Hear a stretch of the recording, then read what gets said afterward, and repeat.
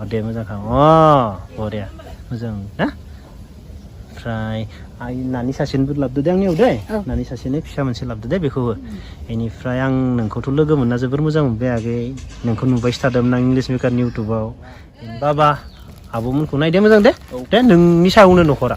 नों नङाबानो सोर दंबायो रावबो गैला ना होमब्ला नों मोजां जानांगोन ना आरो बाइक टाइक सालायनानै लामाफोराव आंबा नै गोलैना फैबाय दाख्लै दे नोंल'सै न'आव मोजाङा मिथिबाय खुलुमबाय बयखौबो आंनि बे दिनैनि मोनसे गोदान भिडिअआवहाय दाख्लै सिगां समावहाय जाय इंलिश मेकार बिथाङा मोनसे गोरिब आरो दुखुथिया न'खरनि सायाव भिडिअ बानायनानै डनेट खालामदोंमोन बे दुखुथिया न'खरनि थाखाय डनेट खालामनायाव गोबां रां बिनानै होनो हादोंमोन दा जोबोर बाख्नायथाव बे इंलिश मेकारनि बेफोरबायदि मावनाय खामानि बेजों लोगोसे आरोबाव दिनै फिन जाय जोंनि भारतीय रौनिया हान्जानि सासे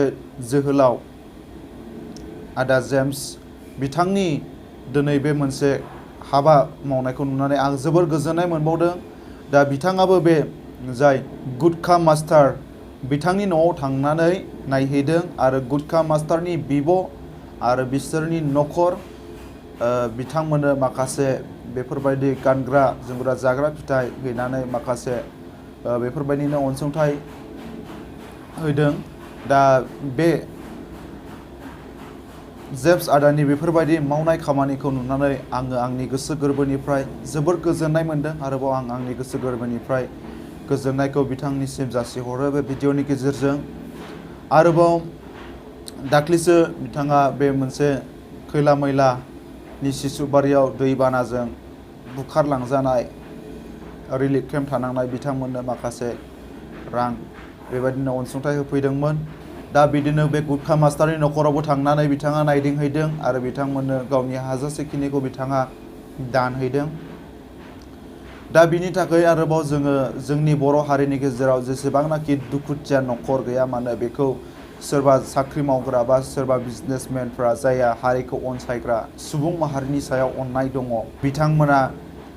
जेसेबांनाखि गावनि मेगनजों दुखुथिया गोरिब न'खरखौ नुयोब्ला बेफोरबायदि जा हायो गावनि गोसोजों अनसुंथाइखौ होथों जाहाथे गावनाव थोजासे गोहो थानानैबो गावनाव होनो हानाय गोहो थानानैबो सोरबा जुदि गोरिबखौहाय मुगैयालासिनो दा थाथों रावबो गोसो अनसुला मानसि बेफोरबायदि उजिथों दा इयुननि समावबो बेफोरबायदिनो सोरबा दुखुथिया न'खरनि थाखाय गाव गावनि हानायखिनिखौहाय माने जायखिया केटेगरिनि मानसियानो जाया मानो हानायखिनिखौ सोरबाया बबेबा गोजान जायगानिब्लाबो गावनि मेगनजों नुदोंब्ला बेखौ अनसुंथाइ होथों बेनि थाखाय आङो जायफ्रानाखि गोसो गुवार बिथांमोनखौहाय आङो आंनि गोसो गोरबोनिफ्राय खावलायदों बेफोरबायदिनो जोंनि बर' हारिनि गेजेराव मोजां मोजां हाबा मावलांबाय थाग्रा सुबुं उजिथों आं बेखौनो आसा खालामो स' लोगोफोर नोंथांमोना दिनैनि बे आंनि भिडिअआव फैनानै बा आंनि बे भिडिअखौ नायनानै मोजां मोनदोंब्ला अननानै आंनि इउटुब चेनेलखौ साबस्क्राइब खालाम लाइक खालाम आरोबाव लोगोसे शेयार खालामनानै होनो दाबाव बेनि थाखाय आं नोंथांमोननिसिम गुरैयै खावलायनाय थाबाय